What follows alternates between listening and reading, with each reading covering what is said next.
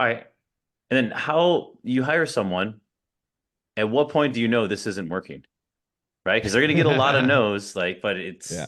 it's tough, right? You don't know. I've dealt with this with virtual. I've had a lot of VAs doing calls for me, and it's tough to know, like, man, like, is this going to work out? You do after a while, but what's a good time frame for you? Like after 30 days, do you know is this guy going to make it or not, or do they need a longer leash than that? On the door knocking side, you know pretty quick because of the way that they respond. We had a kid that we hired.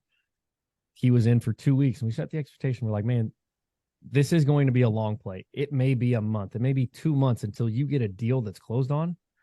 You're going to have to be patient. If you're not patient, you're not going to. You're just going to be wasting your time here.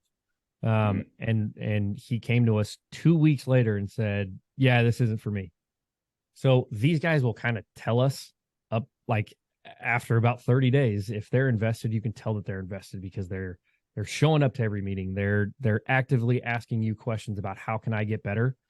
Um, we really don't have to fire any of these guys. They kind of go away on their own if they're not invested in it. So it's really up to us to set that expectation up front. And if we're good at setting the expectation, then we get the right people in because you'll weed out the guys in the interview process that aren't right for the role up front.